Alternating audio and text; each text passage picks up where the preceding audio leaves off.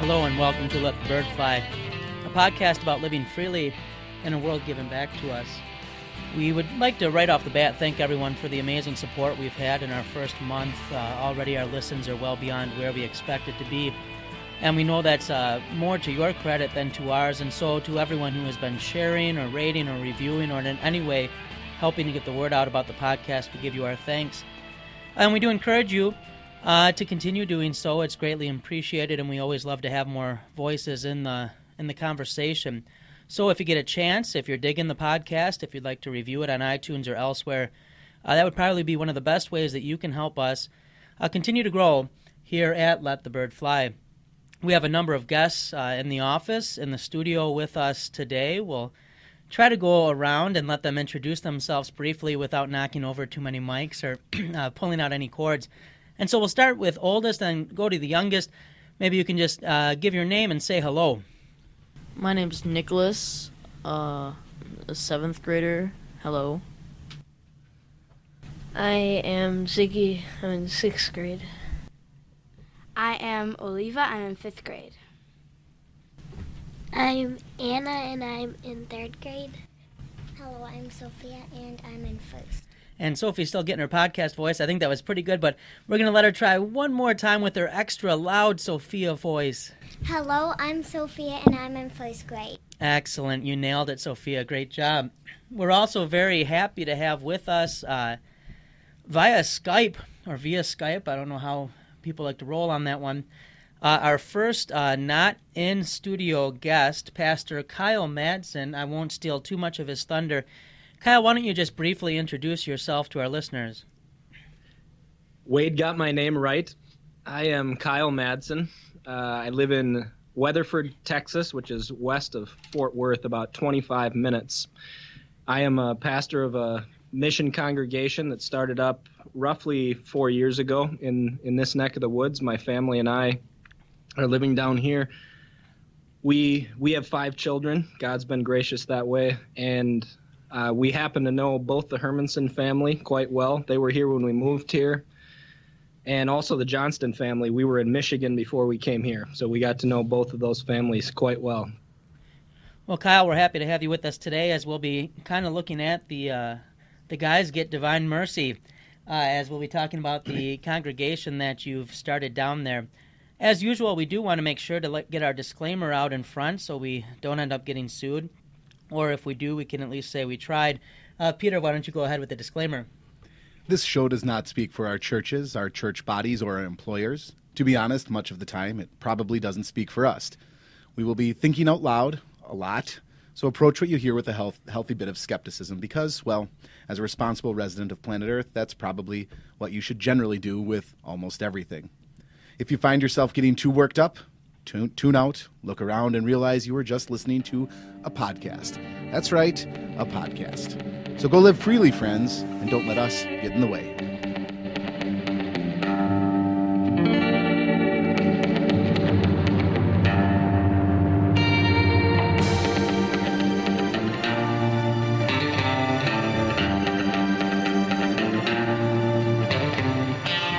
Our scripture narrative for today is taken from John chapter 10, verses 1 through 10. We're recording this on what's called Good Shepherd Sunday in the church here. This was the passage, the gospel lesson that our pastor preached on this morning and also used for his devotion at our elders meeting the other day. I'm privileged to serve as an elder at our church. And Peter, I figured I might as well tell you now. We did decide yesterday to go ahead and excommunicate you. It wasn't anything you had done yet, but I brought up some potential sins I'm worried about you maybe committing, and we just thought maybe we'd get out ahead of this. It's probably better safe than avoid sorry. having a future meeting. So yeah, you're still welcome to come to church, but we're not going to be able to give you the sacrament in lieu of sins yet to come. I want to make sure that we can keep sanctification strong at the church, and so this is just our best effort for that. I trust my wife still remains in good standing. Oh, of course. Yeah. She puts up with just you. Another way we're divided. Yeah, she might be what we advertise now. Is this like Minority Report, except with church discipline? You can put somebody for the future commission of unrepentant sin? There you go. I like it. I'm not a big fan of meetings, and so I think it really helps to cut down on them. preemptive discipline. It's like the neocon version of church discipline. What I have though is John 10:1 through 10, and I'll just briefly read through that and then just get at the comments that I found helpful, some of which my pastor shared. Jesus says, "Truly, truly, I say to you, he who does not enter the sheepfold by the door, but climbs in by any other way, that man is a thief and a robber. But he who enters by the door is the shepherd of the sheep. To him the gatekeeper opens. The sheep hear his voice, and he calls his own sheep by name and leads them out. When he has brought out all his own, he goes before them, and the sheep follow him, for they know his voice. A stranger they will not follow, but they will flee from him, for they do not know the voice of strangers." This figure of speech Jesus used with them, but they did not understand what he was saying to them. So Jesus again said to them, "Truly, truly, I say to you, I am the door of the sheep. All who came before me are thieves and robbers, but the sheep did not listen to them. I am the door. If anyone enters by me, he will be saved and will go in and out and find pasture. The thief comes only to steal and kill and destroy. I came that they may have life and have it abundantly." And what our pastor had shared in the meeting I thought was helpful, and it wasn't original to him, but it was from a devotion written by a Swedish theologian and bishop from the past, Bo Geertz, and it's from a book, To Live with Christ, which was put out by Concordia Publishing House. We can put it in the show notes. And translated by a man named Richard Wood, but also Bror Erickson, who is a friend of mine, and I've worked with him on a number of projects in the past, including another book by Bo Geertz that he translated, Then Fell the Lord's Fire, which was published by Magdeburg Press, but now is with New Reformation Publications. But this is what Geertz had to say. He says, "Many imagine the shepherd's life in much the same way as the perfumed aristocrats did in the idyllic poems of the 1700s, where the sheep are wonderfully combed and gentle, snuggling up to an appealing shepherd with soft white hands that have been miraculously protected from the sunlight and the rough stones of the desert." And then goes on to make some observations about what shepherd life actually would have been like and how it in many ways was on the fringes and a dirty task. And I think if we think of the Old Testament, God's people almost always, especially in the early part, are outside the cities. In fact, when they go into Egypt, they settle outside the cities. They're a shepherd people. And in many ways, the shepherd's task then was to be on the fringes, and to be getting dirty, to be getting messy as he cared for his sheep. And as we'll be talking to Pastor Madsen about his work with the mission in Texas, that's really what all pastors are called to do, not to recoil away from or pull back from the fringes, from the lost sheep, from the rocky and dirty places, but to go forth and to find those sheep where they are, and to teach them the good shepherd, the ultimate shepherd's voice. I was in Croatia a couple years ago, and I mentioned this on something that's up, a blog post on the website for those who want to look, but I was privileged to present at a conference on a theologian I study, Matthias Flacius Illyricus, and there's about 10 people in the world who care about him, and so they were at this conference in Croatia. And a buddy of mine came with me, and we got to go to an island, to a little village of 42 people, where his ancestors came from, and we met his cousins and had dinner with them. And they were talking about how they had sheep, and yet they live in the village, and I was thinking, well, where are they keeping these sheep? And they said they just live out in the woods. But they each go out and they call them, and their sheep will come. And the wife had her own sheep, and the husband had his own sheep, and the sheep would only come for them, for the one whose voice they knew. And so we rejoice for pastors like Pastor Madsen, and for lay people in the church, too, who are going and finding the sheep where they are and speaking to them and teaching them to learn the shepherd's voice. Sheep don't have a whole lot going for them. They're not very good at fighting. They taste delicious. They're fluffy. They don't look threatening at all. But the one thing they have, and God keeps coming back to this, is that ability to listen, to hear. And so God sends preachers to put his word in their ears, to protect, to nourish, and to lead and guide them, as we're reminded in Psalm 23, which many churches grounded in the church year sang today for this Good Shepherd Sunday. So as we get a little bit into later what it's like to be a confessional Lutheran mission in the heart of Texas, which isn't a state necessarily associated with Lutheranism, it's a good reminder, I think, to keep in mind, and for us as well, those of us who aren't called primarily to be preachers, myself included now as I'm teaching, that in our own lives, as bishops and apostles, as Luther says, in our own homes, with our own children, but also as co-workers, wherever we may be in our vocations, to help find the sheep where they're at and to point them to the Savior's voice, in which alone there is life. So having covered Peter's preemptive excommunication, I kind of just want to have communion right now just to watch Peter not be able to have it, but we won't do that. But having covered that, but more importantly, that Christ is our good shepherd who has laid down his life for the sheep, we will make our way into our free-for-all, which Peter will set the stage for.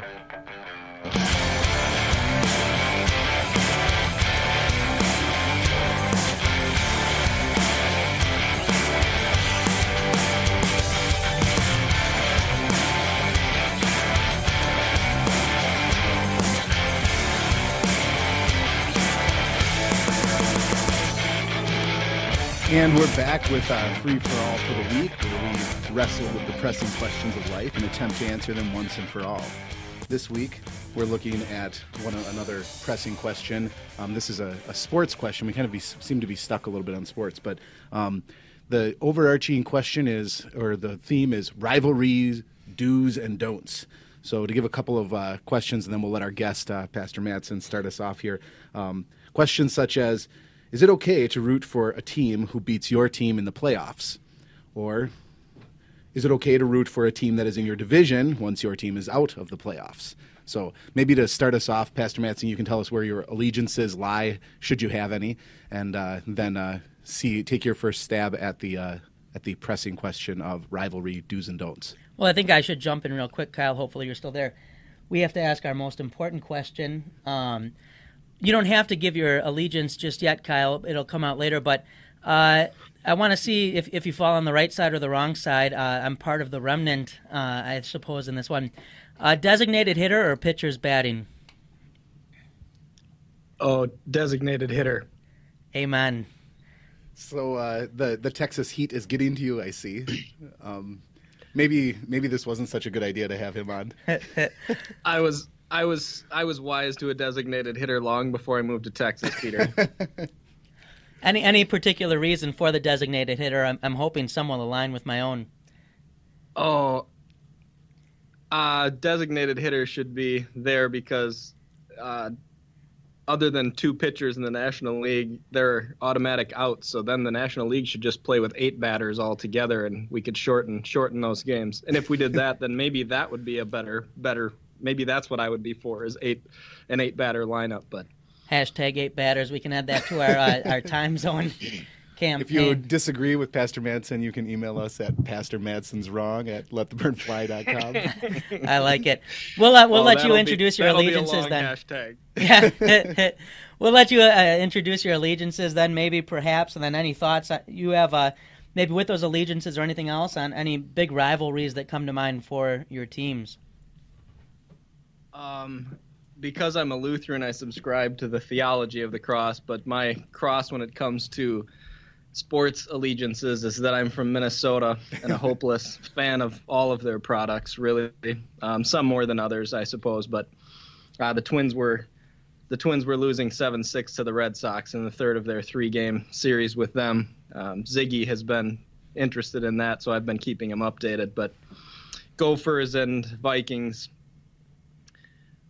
Wild to the degree that I follow hockey, and Timberwolves to the degree that I can stomach keeping up with our NBA team at all. So, what about the Loons? The who? The Loons. Yes, of course. They're from Minnesota. I Yes. cheer up to them. New MLS team, professional soccer. Yes, that's why that was lost on me. I hear there's a team in North Dallas too, but I don't really know their name either. You mean a soccer team? Correct. Oh, yes. okay. I thought you maybe were talking about. I hear there's a hockey team in Dallas somewhere as well, but I can't remember their name either. Yeah, So- we don't speak of them. So it is legal to play soccer in Texas? Oh, yeah. There's some pretty good soccer players, as I understand, in Texas. I don't. Huh. I suppose it's just the population has increased enough that they can not become martyrs to the football persuasion. But yeah, there's some pretty good soccer populace here. I thought maybe the Texans would think that was one step away from communism. Well, I can't say that there aren't some Texans that do, but not, believe it or not, Wade, not everybody that lives here anymore is from here, and sometimes we're reminded of that. But Is there any with your teams involved? I have a guess what might come to mind. Any growing up being a fan of Minnesota sports, or at least whatever you want to call that they do in Minnesota, with balls and pucks and that. What's the biggest rivalry growing up for you that you just came to mind? A team that you wanted your team to beat, or a team that you just love to see lose? oh, I suppose we can. Yeah, the cat's probably out of the bag on that one. I would probably the most feverish one would be Packers Vikings. For me anyway, a close second is probably Gopher Badger. But I don't know. I suppose the Gopher Badger one to some degree or another is built up on neither state is big enough that there's a major other in-state rival. I know Wade's from Michigan, so Michigan can stay in-state to find its next biggest rival for the most part. But in Minnesota and Wisconsin, that you kind of have to go next door to find that. So are the Gophers on strike right now, or suspended, or anything like that, or have they managed to keep it clean for a few months?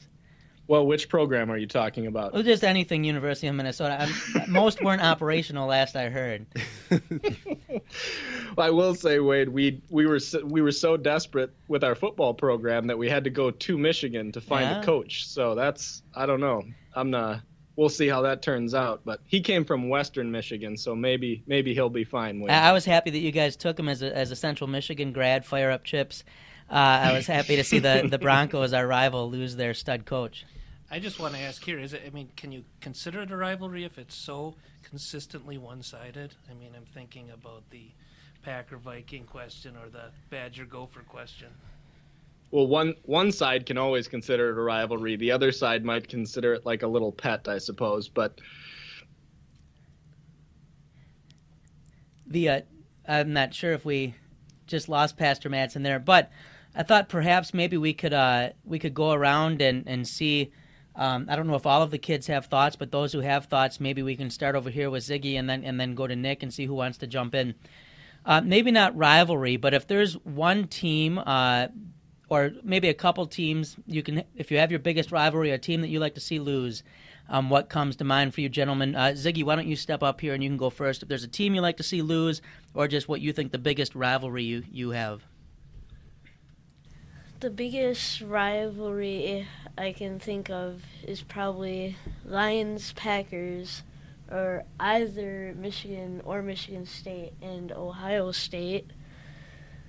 But the team that I'd like to see lose most, probably the Packers.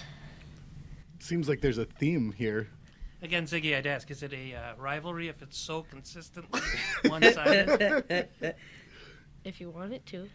They've been splitting lately, and if it weren't for a Hail Mary on a supposed face mask, we'd be dominating the series lately. But I know it's illegal to almost touch Aaron Rodgers.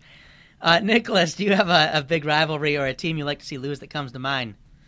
I guess a rivalry would be Lions-Packers, and in college, which is less important, you could say, Michigan-Ohio State. A team I would always like to see lose is whatever bandwagon is popular, whether it be the Cowboys last year or just the Patriots in general. And Oliva, you're standing up. I'm curious to get your take on this. Any thoughts?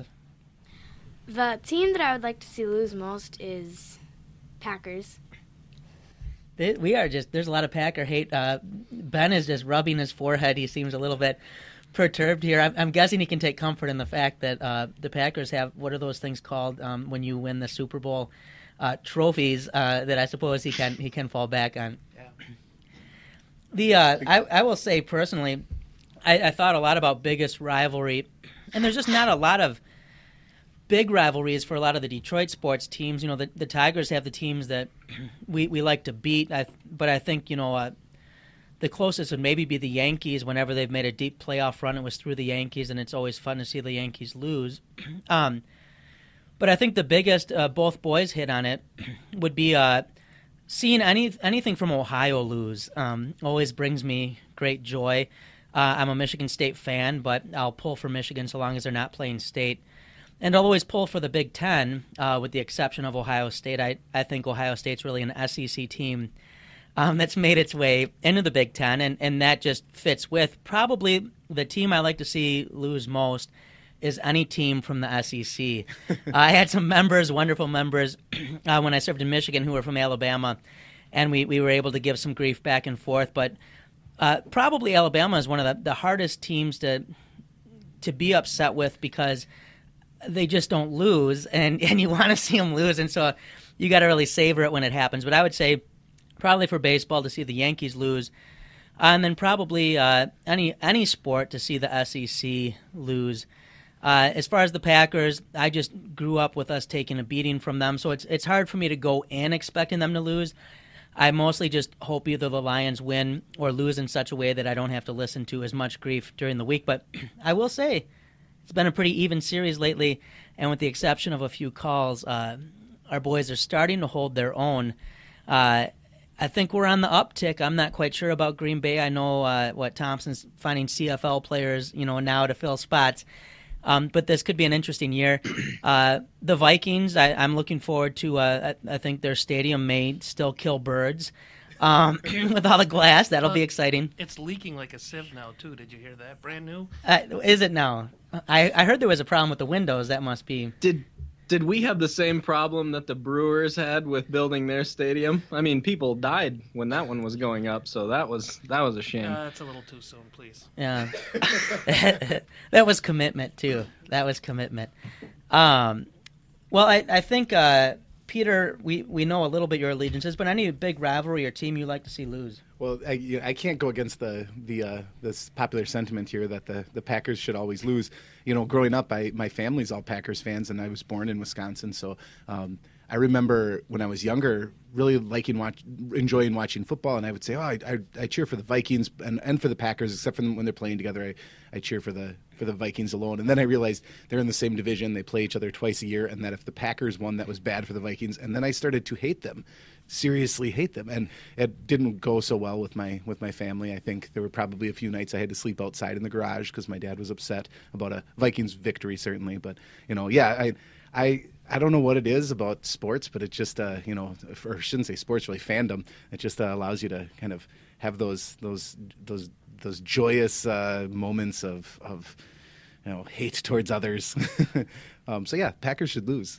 Well, and I think it is partly you have the sentiments in the room of people who, if you're a fan of someone besides the Packers, probably maybe the Cowboys in Texas might be similar, but it's very hard to live in the state and see people on Mondays when the Packers are consistently winning, and especially when they beat your team. And so even if you were somewhat indifferent, the grief you tend to get afterwards somewhat hardens you. I remember going to college, and I went to college in Minnesota, but a lot of the people were from Wisconsin, and every time the Packers would score a touchdown, people just running down the hall. And so we had a group of Michiganders, Lions fans on the end, and we finally took a rope. And we would tighten it when they would run, and they would just all trip over. And so that we got a little bit of retribution that way, but it didn't make the sting of Barry Sanders retiring or 0-16 and all these other legacies sting a little bit less. I guess, kids, anything else on this? Otherwise, we can maybe make our way into the main topic. Well, every time I see the Browns lose, whenever the kids at school brag about the Packers winning, I can just say, we're not the Browns. That is true. The Browns supposedly are having a good offseason, but that is I remember a buddy of mine for his honeymoon, we went down to watch the Lions play the Browns in Cleveland. And it was oddly comforting to kind of be able to stroll around as like, oh, we're the organization that has stuff together in Cleveland. By the way, drunkest game I've ever been to, not me, but just the crowd was unbelievable. They were fun, but out of all the football stadiums I've been to, either Cleveland really loves its alcohol or just does not hold it well. I don't want to lose our Ohio demographic, but I don't want to not speak truth about Ohio as well. Nicholas, you look like you maybe have something to say. Would you say that the Browns fans would be drinking because of their loss? I would guess it would be similar to going to the Silverdome back in the day with people with brown bags over their head. And just you never went to a Lions game in the Silverdome that there was not some sort of fight or just arguments about, who was more embarrassed by their team.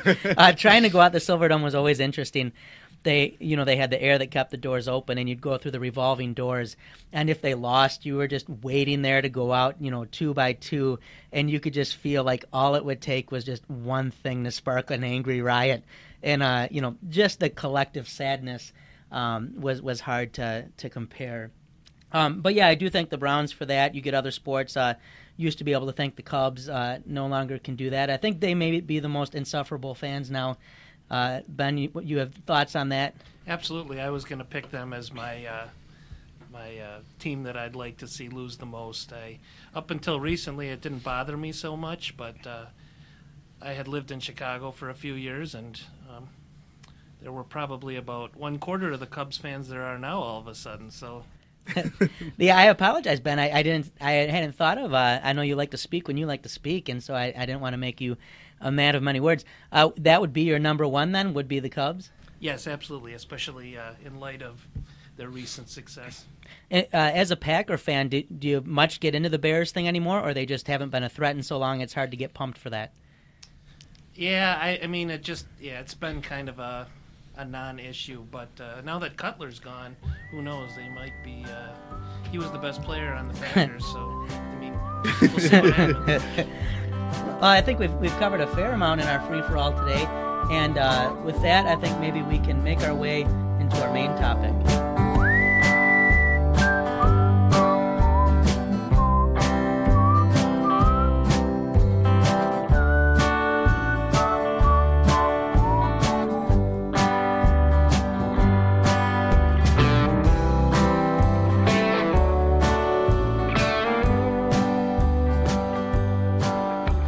All right, Kyle, you mentioned at the beginning we have a little bit of history with both Peter and I. I wanted to lead off the serious discussion for our main topic with a few questions. I apologize, I must not have had time to run these by you, but maybe we'll just kind of quickly make our way through. First, now that you've been down there, you've become acclimated, Texas, state or country?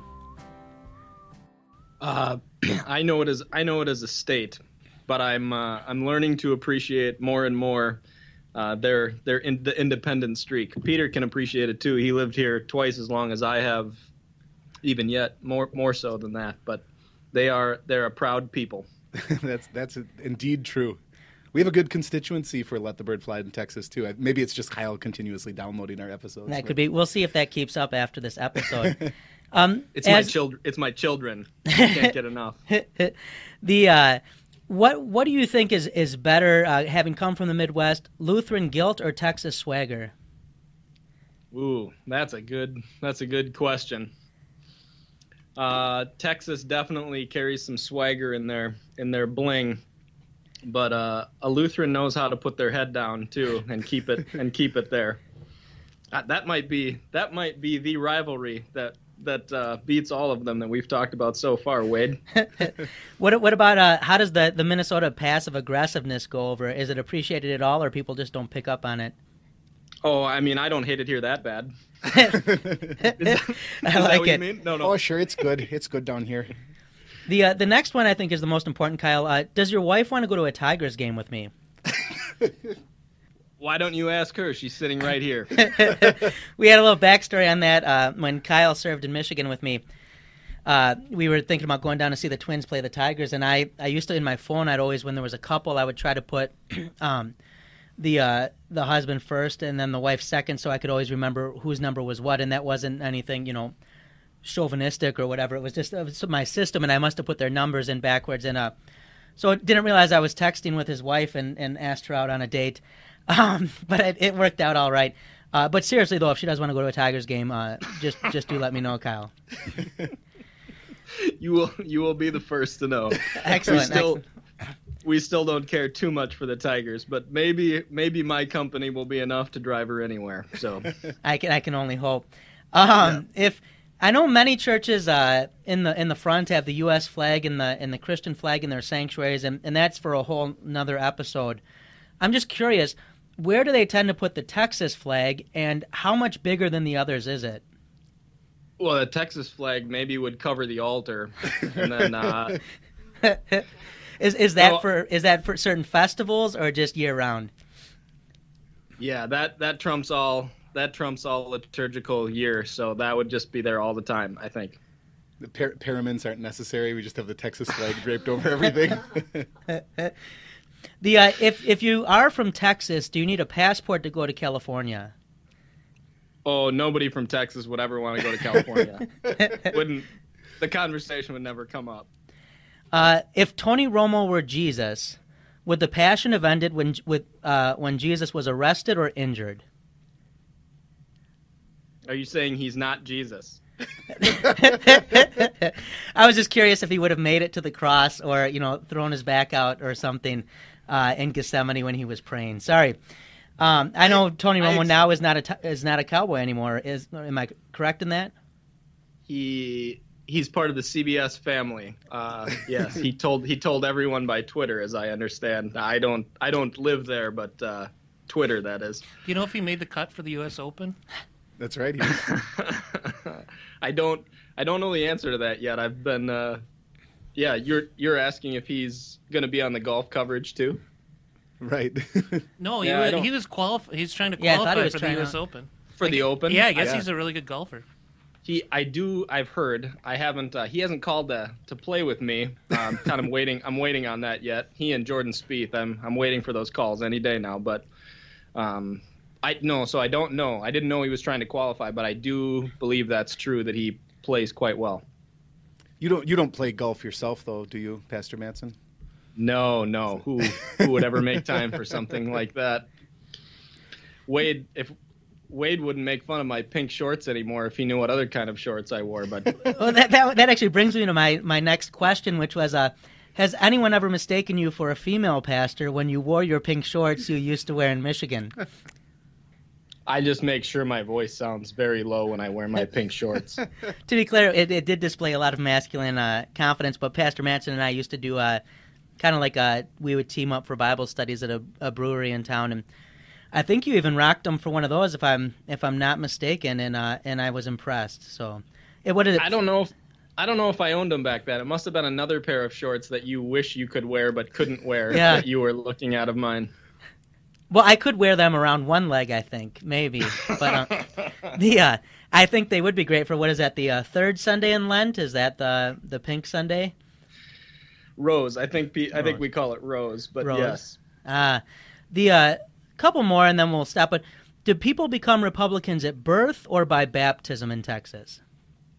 Yeah, I'm not sure about that. Although some of them might not become Texans until they're at the age of reason then. So that might be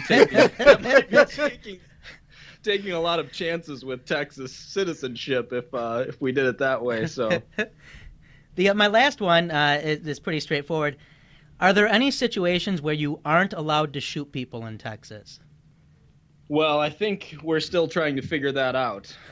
It might be a bit of trial and error in some instances, but I don't myself own, so I'm not contributing to the pilot. So what do you do when you start the service? I kind of figured you guys all kind of shot in the air. Just the congregation does that, or? Yeah, I just lasso outside, Professor Johnson. I just run my lasso outside, and everybody knows that's time. Well, that's all the questions I have, unless Peter has more. But Peter knows Texas. I've been there twice to present. I was down actually, got to stay with Pastor Madsen for the ELS Youth Conference. But I think Texas is a real thing for Peter. For me, it was just 2 weekends in which I realized I'm way too fat for the kind of heat that Texas has, and also way too afraid of things that fly at me for the bird-like bugs that just come out at you as you walk in a Texas evening. Did you notice those more in Houston or where we were in Dallas? The bugs that fly at you. I think it was more on the campus in Dallas. Well, no, the Dallas was the cockroach type things. I don't know if those were cockroaches or not, but those things. I danced for the first time in years each time I saw one of those. So. I had a neighbor that in Texas that would he'd say, "No, we don't call those cockroaches; those are water bugs because we're sophisticated."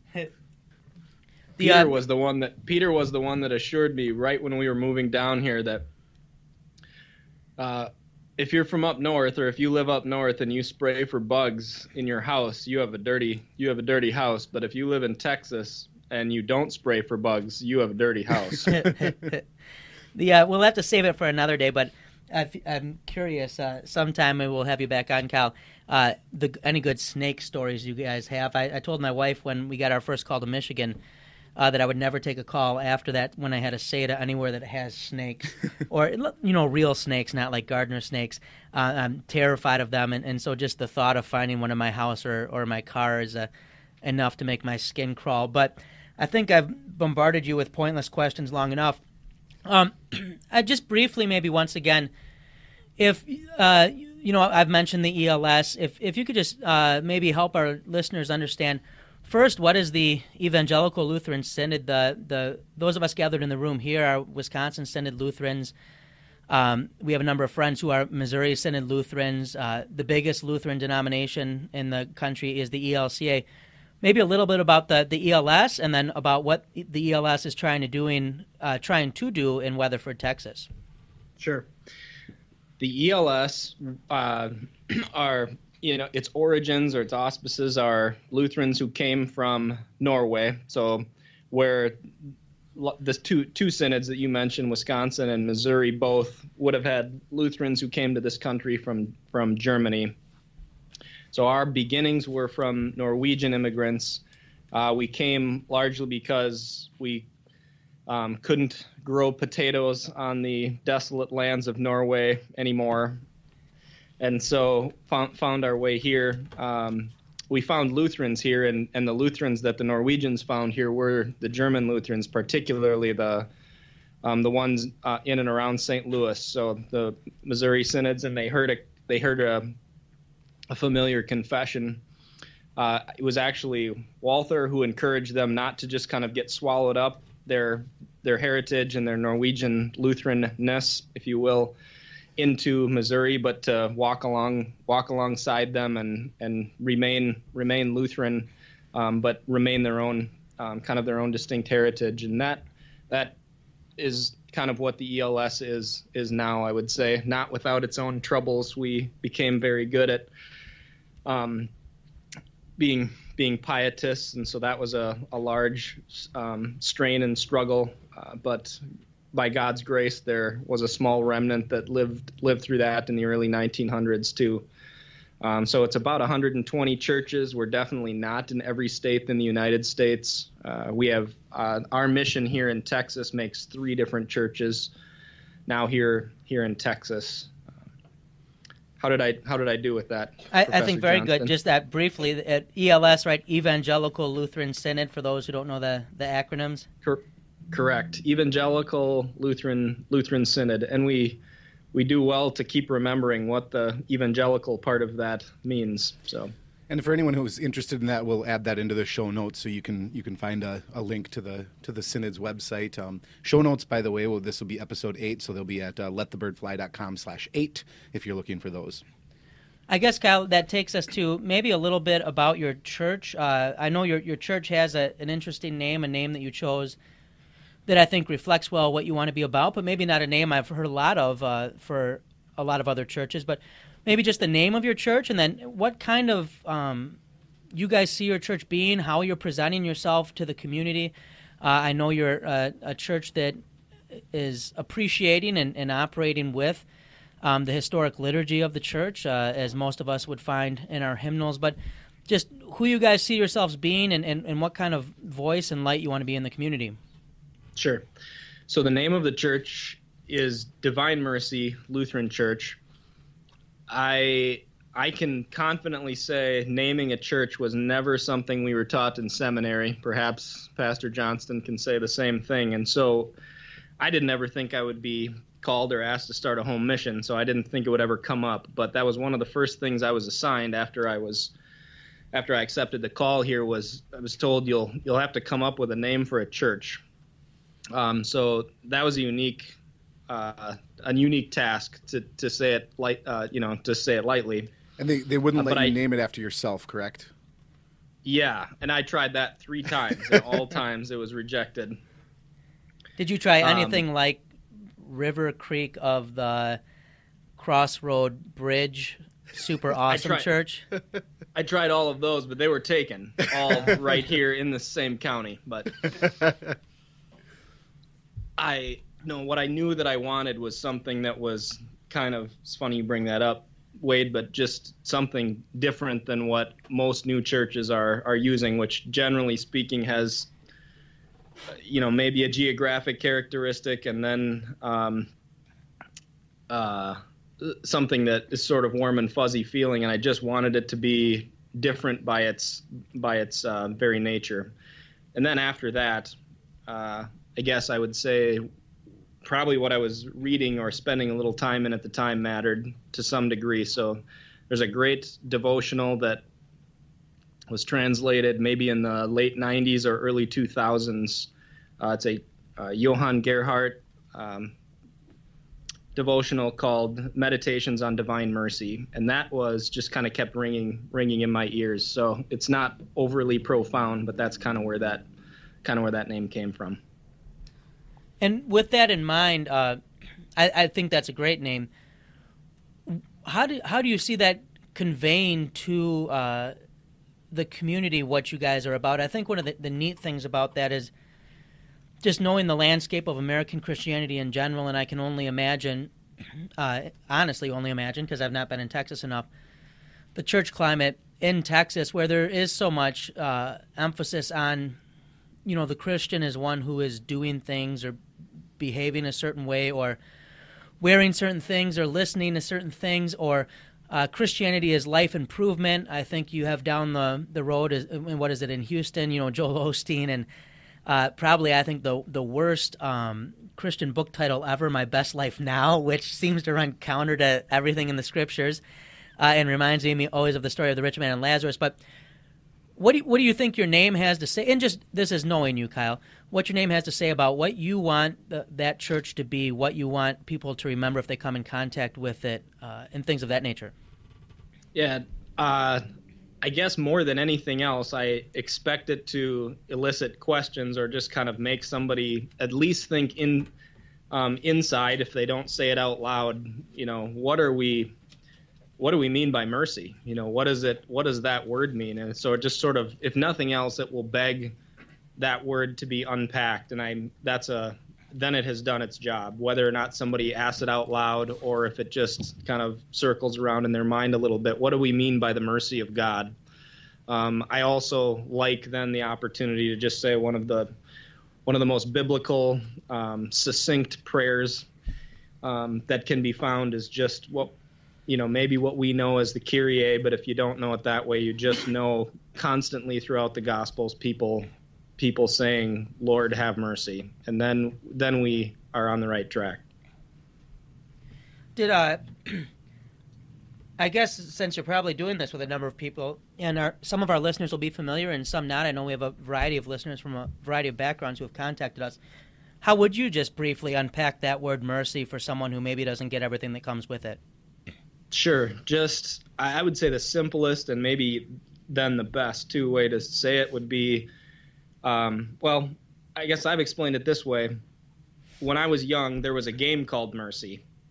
It was a game that you probably got stuck playing with your older brother if you were unlucky, or maybe you were the older brother and then you were a little more lucky. But if you got somebody into a position, whether it was their arm wrestled behind their back or just your younger brother in a very uncomfortable position, they just had to beg mercy.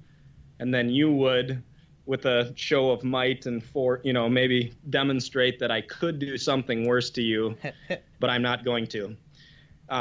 That's what we mean when we as Christians get to, and I mean get to, God wants us to ask him, he expects us to expect this from him, that we know that he is divine and that we are not, and that we know, more importantly than anything else, that he is a God who very much is disposed to not doing toward us what he could do, and then it kind of leads into the word grace, I suppose, too. I can let you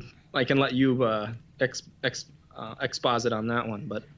Well, Ziggy jumped up when you mentioned a younger brother and an older brother wrestling. Ziggy, did you have something you wanted to say? That game definitely still is around. Yeah. And, hey, I feel less old, Ziggy. Thank you, sir. And I did not know about it until we came to Wisconsin, but it's definitely painful. Do you have scars, Ziggy? No. Okay. Does it still favor the older brother? Nicholas, as the apparent bully, would you like to speak to this? We don't call this mercy. We call this fighting. So Nicholas is not a man of mercy, as you can hear, but he is like the ancient gods of Canaan, that the unrelenting wrath. It sounds like. You could say that. Sophia, does Nicholas ever bully you? It sounds like he's a bully. Does he ever bully you or make you ask for mercy? No. He bullies all of us. He bullies all of you. How does that make you feel, Sophie?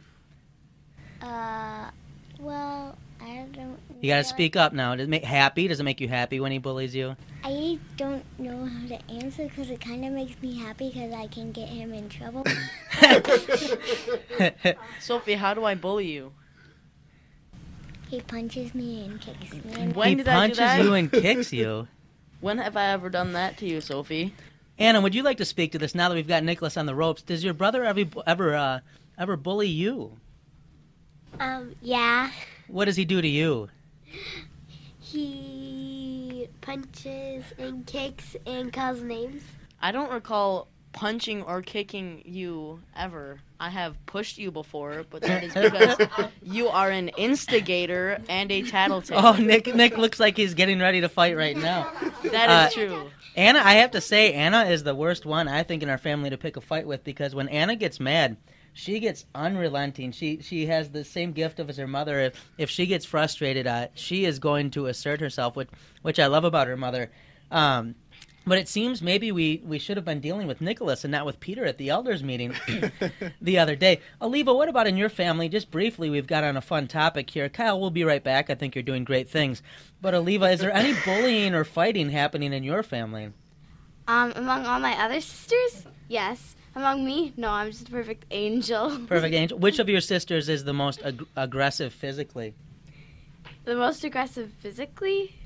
I don't think It's any Edie. of us are I'm going to answer aggressive. for you. It's Edie. That's what I was expecting to hear too, and I love it about Edie. Edith is our 3-year-old. Honestly, I think that it might be Beatrice, though she's almost 2. But she, she's unafraid and just jumps right in. Edie goes around, when she doesn't get what she wants, she goes around hitting us. But Beatrice just comes and hops in whenever she feels like it. So She likes the fight. I baptized Edie, so that might explain some of what happens with Edie. Don't worry, we had that taken care of. We just wanted to make sure. I was wondering why they had her baptized when they came and joined church up here. They must have been afraid the first one didn't take. You did remember to use water, right, Kyle? As I recall, it is a little scarce here in Texas from time to time. but- Drought year. I'm sorry for getting us a little distracted there. We just wanted to talk about something interesting.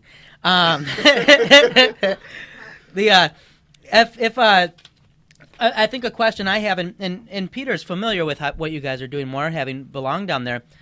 But what do you run up against? You're as a church, you're worshiping and according to the historic liturgy, as many will know it in the hymnal. How do you find that being received? Do you find people are drawn to that from backgrounds that they're used to it, or what about people who've never seen it? What's their take on liturgical worship in an area that maybe that's not the norm? It definitely runs the gamut. I mean, I certainly wish I could tell you everybody that comes in contact with it first just falls all over themselves for more, and that wouldn't be an accurate description. But I would say it's almost always distinct. Not everybody knows that they're is looking for it, or necessarily even knows that they might want more of it, but it definitely is distinct. And that's an opportunity to start a conversation. And in many ways, if somebody walks in your door as a church for the first time, there's a reason they're not where they were before. And in many cases in Texas, that's probably who you're getting, is not somebody that's never been in a church before, but somebody that's not in the church that they grew up in, or the church that they and their family were most recently in. And so them noticing something different, or, maybe they would call it more serious. I don't know that may or may not be the case, but but just that they notice that it's different is maybe in the same way that I hope divine mercy strikes them, is that it sort of invites a question, and if they don't bring it up, maybe I'll get a chance to as well. But yeah, so Kyle, that's that kind of brings up another question that I have for you, and that's obviously, I kind of know where you come from, in your life, and theologically where you're coming from. What caused you primarily to decide, well, I'm starting a mission church in Texas, of course, I'll make it a liturgical church, and instead of the more church growth method, have a praise band and start working on that. What were some of your thoughts as you made those decisions early on? Well, first of all, me trying to do church any other way would be a complete disaster, and it might be a disaster because of anyway, the shorts, or yes, the pink shorts. More than anything else, it's the pink shorts. I call them salmon, but Wade keeps calling them pink, so we'll just say that. Maybe salmon makes me sound weirder than anything else. But no, keep saying that, please. Yeah. No, really, I even asked, when I got the call from a home mission board, not even trying to be a stickler, just kind of trying to be real with myself and with them, I just said, about the only way I'm going to know to go about this, or that I'm at all compelled to go about this, will be by, when it comes time to start having worship services, to do it this way.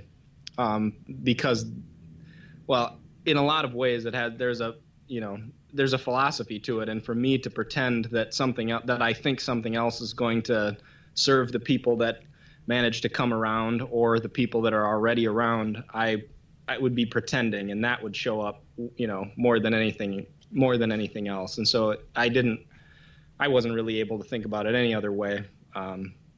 For that reason, it's very compelling to me that this is how I learned the faith, how by God's grace I'm still learning it, by and large, and so it's really the only way I think I stand a snowball's chance in Texas to communicate this to others as well.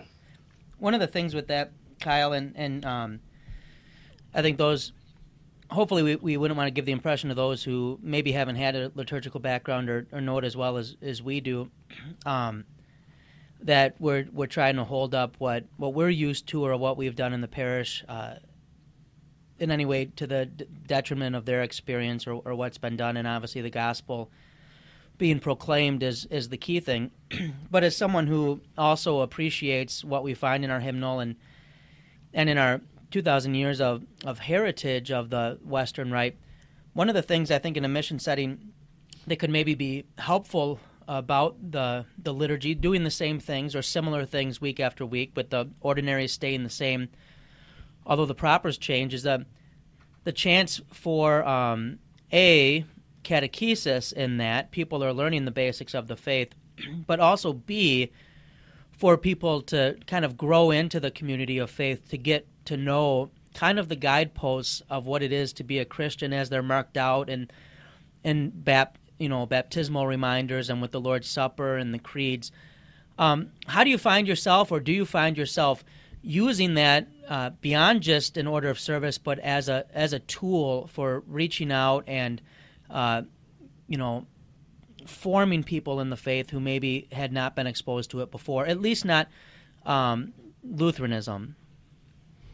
Yeah, no, you're onto it. You maybe should be the one that's down here, Wade, instead of me even. No, but there's snakes.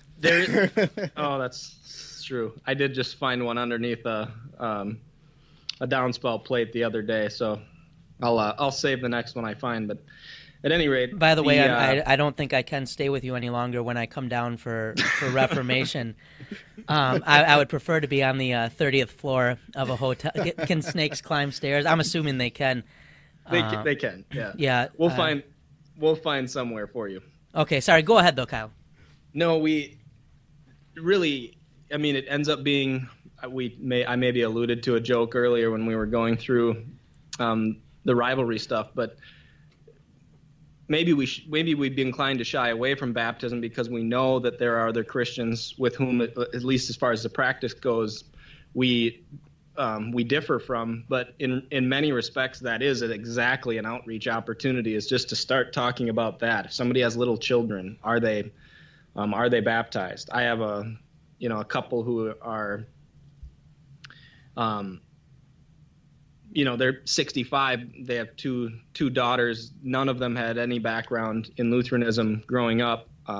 Lots of background, maybe a little Pentecostal and some other. But so the mother and the father, 65 maybe, are members here. But their daughter has a 8-year-old and a 1-year-old now, and so she's inquiring right now about baptism. She's not a member, but this gives me an opportunity to talk with her about exactly what it is, but also what the Bible says it is how that keeps getting fed, and not all churches are necessarily equal in terms of how baptism kind of keeps getting fed. And you were alluding to that maybe in some of the stuff that just comes up in worship. Is this pointing me to my baptism, or is it pointing me to me and what I think I accomplished perhaps by my baptism and so forth? So there is opportunity there. Maybe we shy away from it because we realize that in some instances it might shut people down, and that's certainly not a goal. But it will also open up a lot of opportunity to let grace be exactly that. With that, if you were to think of, obviously there are other Lutherans and there's confessional Lutherans in Texas, but I'm sure that's not your target. You're not going down there to poach those who are. What do you see just looking around you? And feel free to answer Jesus if that's the best answer, but maybe something more specific. What do you see as being the chief thing a Lutheran voice has to contribute that maybe people aren't getting as much of otherwise when it comes to what Christianity really is and what it is to be about? Maybe it ends up getting a little grammatical, but even in Bible study, and some of this is with people that have been Lutherans for long before I ever ended up serving as their pastor, but maybe just constantly drawing attention to the distinction of in Christianity, is Jesus primarily the subject of what's going on, or is he the object? Is he the one receiving stuff from us or giving stuff to us? And that, to be ultimately basic and also honest probably about where what we have to offer, rests. I think that's kind of it. Jesus for us, or us for Jesus, I suppose, says that better than anything else. I think just a couple of things, and then we've kept you for a while. But having been Peter's pastor, and knowing that, I did a little bit of research in the Great Dogmaticians that the confessional seal does not apply to podcasts. What is Peter's most interesting sin that he's ever spoken to you about? I would be happy so long as I know that the confessional seal doesn't apply to podcasts. I would be more than happy to divulge, except that I know Pete's mom too, and I respect her. I respect her far too much to say such things. See, my mom's still protecting me. Do you think Peter's mom would be willing to tell us Peter's most interesting sin? I think his dad would. Well, actually, I'm just joking because I know Peter's most interesting sins are yet in the future, which once again is why we preemptively excommunicated him. And I would hope that he would share them with me. Maybe even we can be on an adventure and commit them together sometime, have a podcast meeting out on the town. One last thing, and this goes back to our days in Michigan, Kyle. You might remember I was coming back from a pastor's conference one time and got a phone call that Anna had fallen over the railing on our stairs from the second floor to the first. And when Tricia found her, she had a mouthful of sweet tarts, and the boys had sweet tarts. And so thankfully she was fine, but my kids did stay for you with the night as we stayed in the hospital. And I don't even know that she even ended up with a concussion, but they were just kind of watching her, and so God was with her. She vehemently denied taking the boys' sweet tarts, although we found her with a mouth full of sweet tarts. Do you think Anna took the boys' sweet tarts? I think Anna did. I respect her for it. I even applaud. I think I even applaud her for it. Something tells me that was divine retribution working itself out through your daughter. Yeah, after what we heard about Nicholas, if they were Nicholas's sweet tarts, perhaps it was karma. Anna, do you have anything to say with regard to the sweet tarts? Are you willing to own up to it at this point? and Anna's being shy. We do thank you for your time with us, Kyle, and we will be including information about the church in the show notes. Encourage our listeners to keep Kyle's work in Texas in their prayers if they so wish to do. And I believe you update the website somewhat frequently if they'd kind of like to follow along with the work of the congregation. Is that so, Kyle? That's true. You can also find Divine Mercy if you're more of a Facebook presence at Divine Mercy Lutheran Church on Facebook as well. So thanks for having me. I'm pleased to have been here. My wife informed me. I don't know how she knows these things, but did she inform you she wants to go to a Tigers game?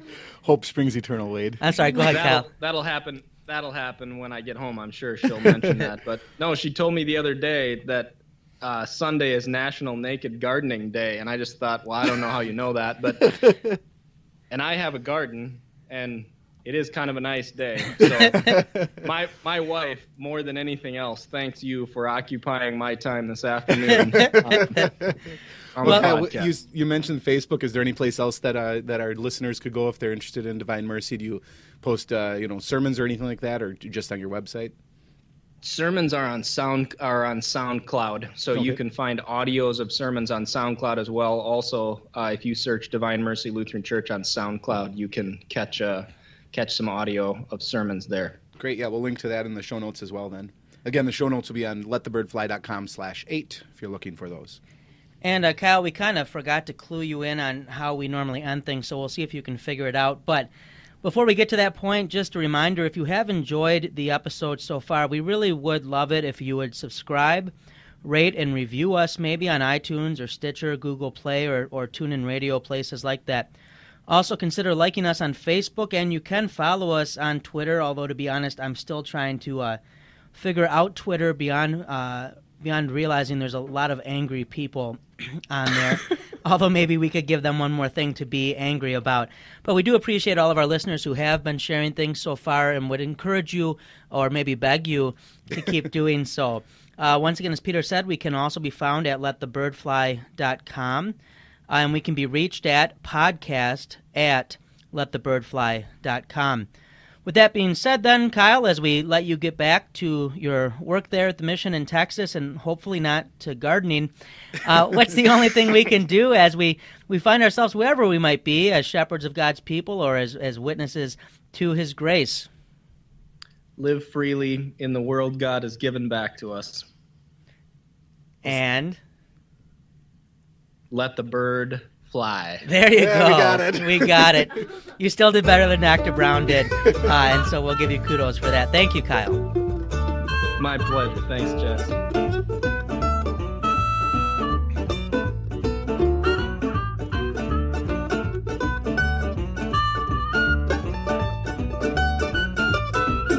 Every evening when the sun goes down, get with my party and I begin to cry. I don't care what the people are thinking.